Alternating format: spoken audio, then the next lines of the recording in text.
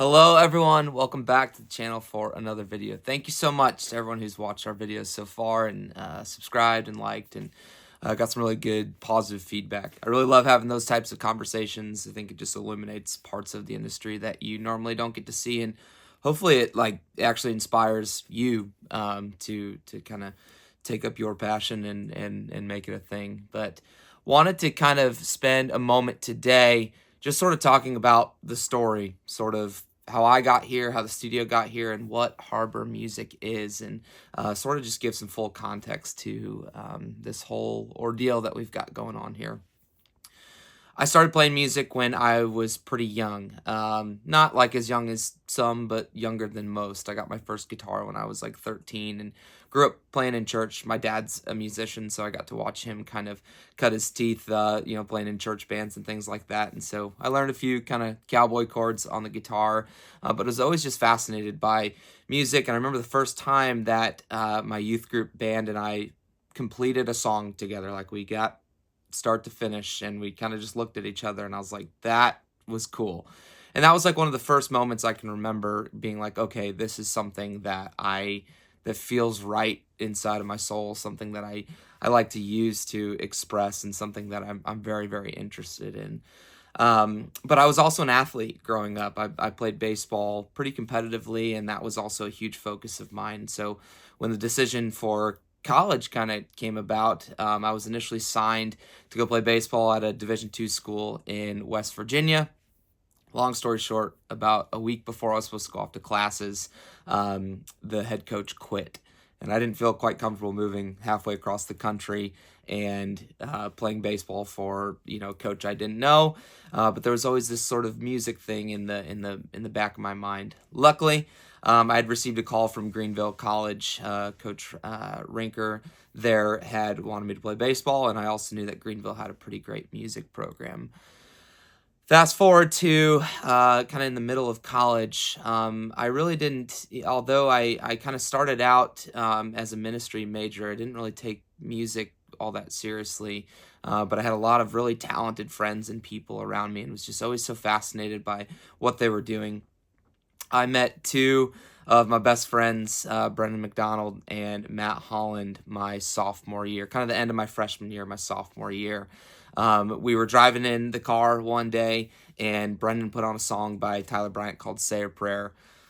It's like a scene from a movie, if you could imagine this. I was just driving, he puts on this song, like I literally stopped and pulled over. I just was enamored by the sound coming out of the speakers. It was so electric and moving and gripping, and I was like, oh my gosh, that is one of the first things that has really spoken to my soul in a long time. And I just made the decision right then and there. Okay, I'm pursuing music. So the three of us got together, we started a band, and we practiced in a little 10 by 10 practice room down in the basement of our college's music center. And that band became Nick Bifano and the Innocents.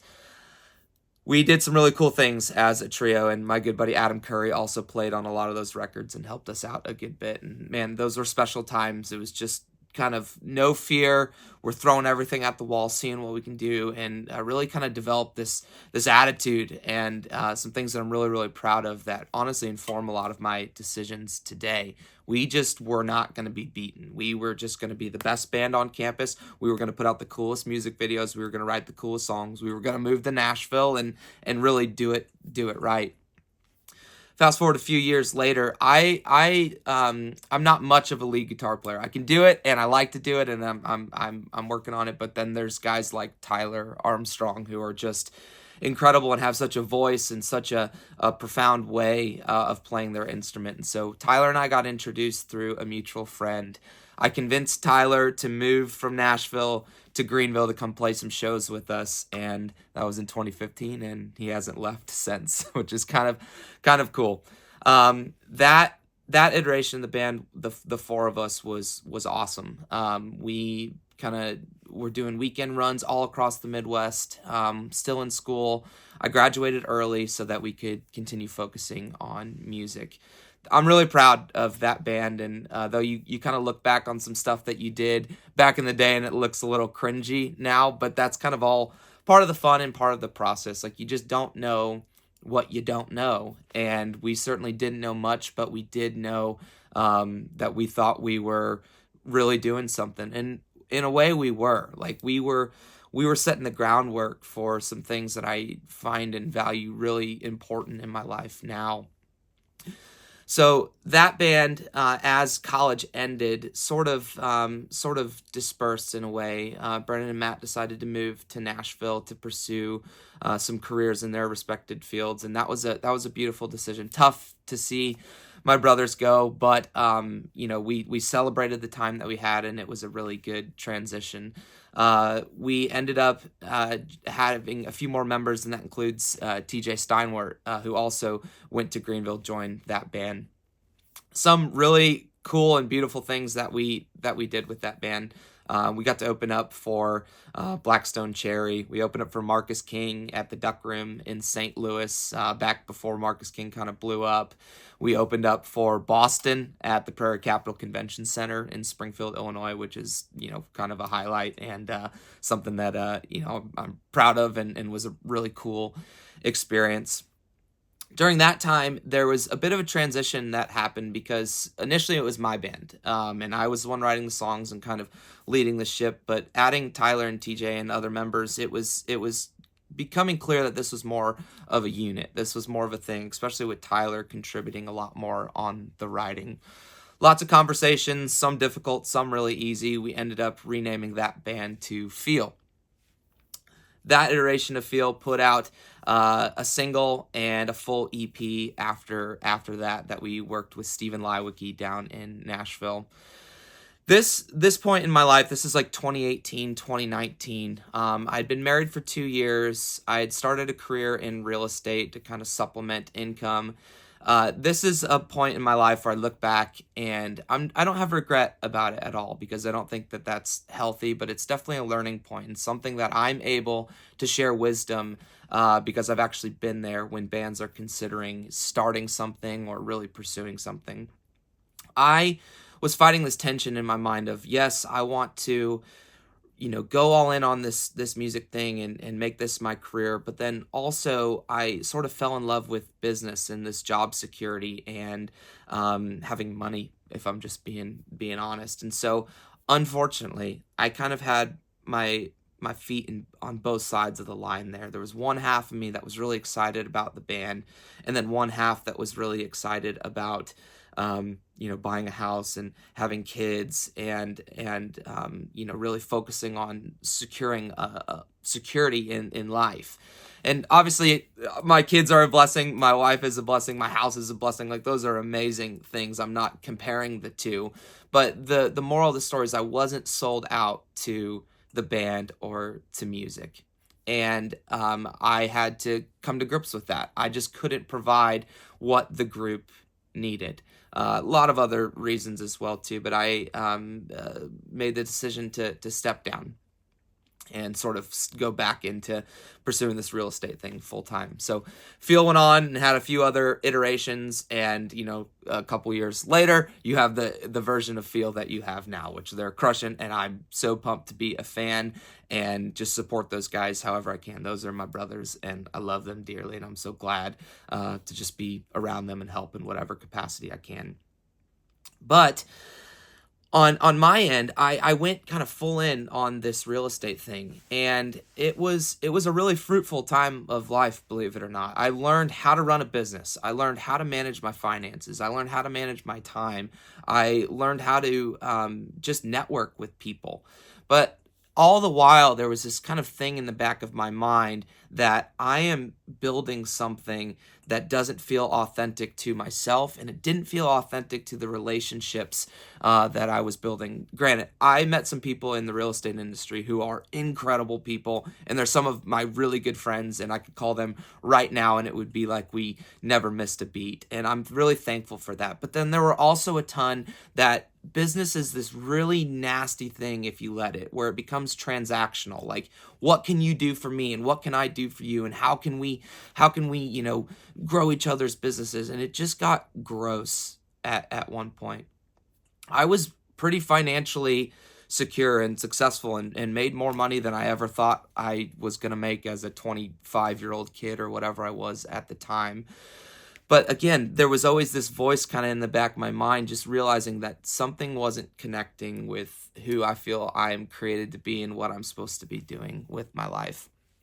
Music didn't completely go away for me. I was still serving at church and playing, and I'd write songs occasionally and kind of do some fill-in gigs and things like that. But I always had a studio around. Like I had my old JBL monitors and a small little Apollo interface, and I would always go down there and just kind of toy around for a bit.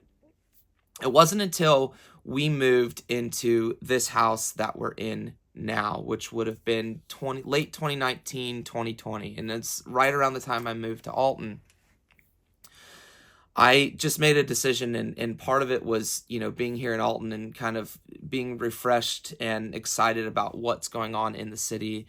I did some real soul searching, I guess, and I don't mean to make this all hippy-dippy, but I was just sort of thinking like, okay, I just can't shake this music thing, this desire to be a part of music, this desire to create it, to help people, and to really facilitate community around it.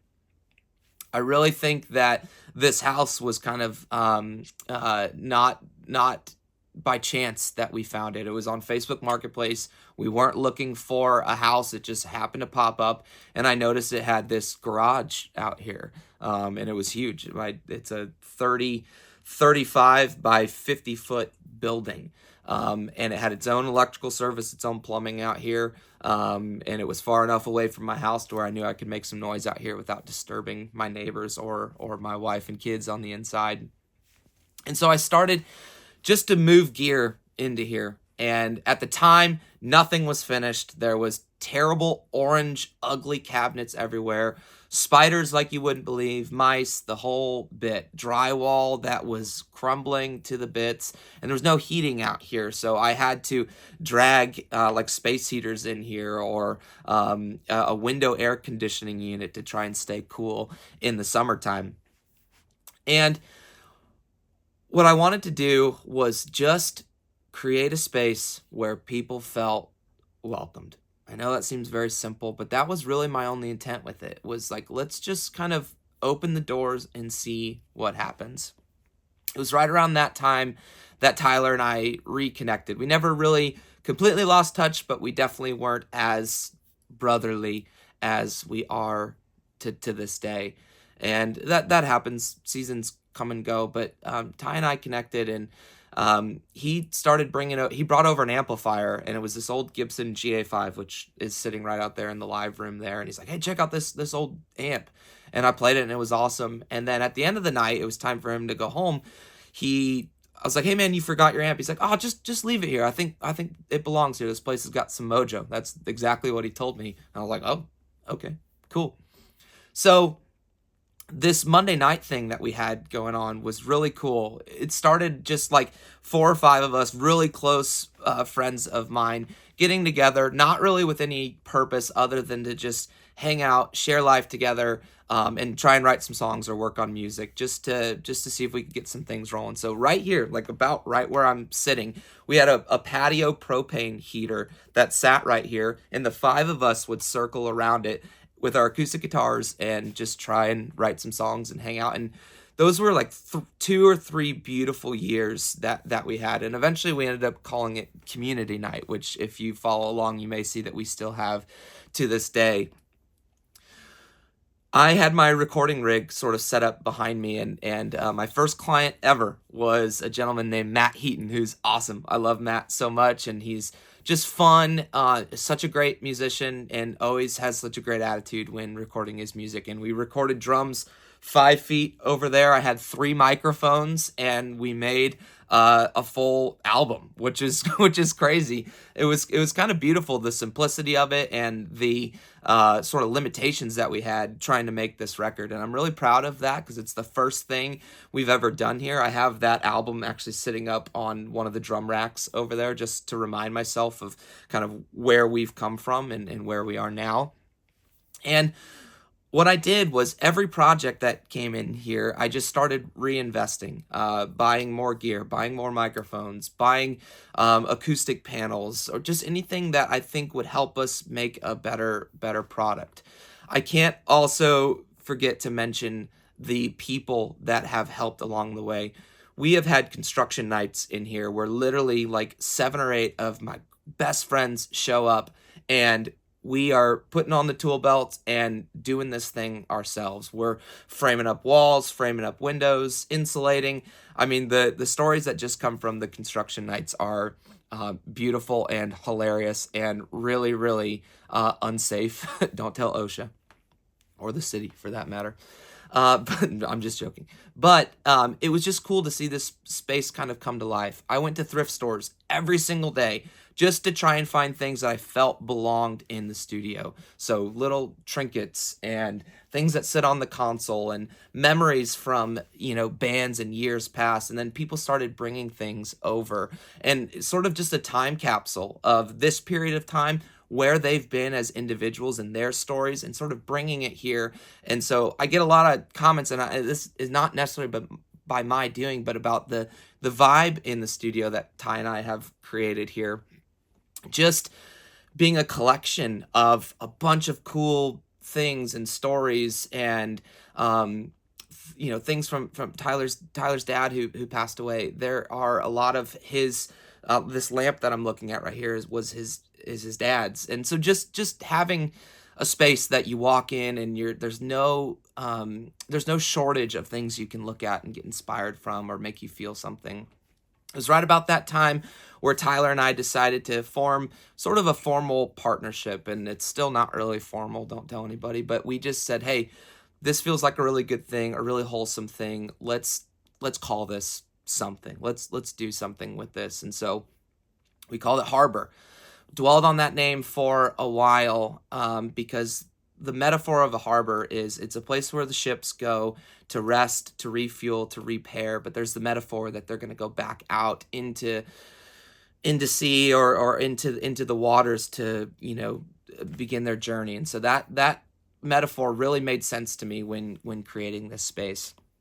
Tyler has an insane collection of amps, guitars, old things or whatever, and I had all this recording gear, and then other people who have either donated or left their gear here for us to use. Like, we just started to really compile a really awesome collection of musical instruments and things of the such.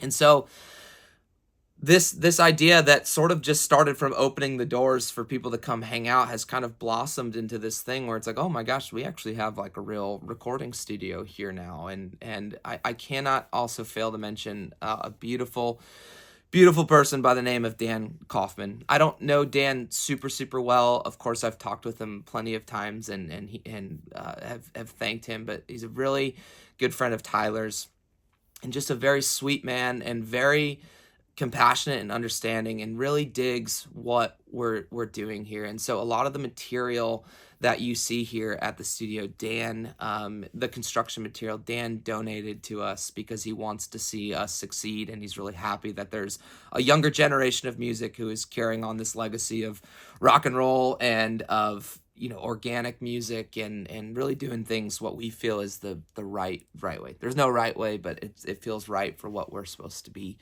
doing. We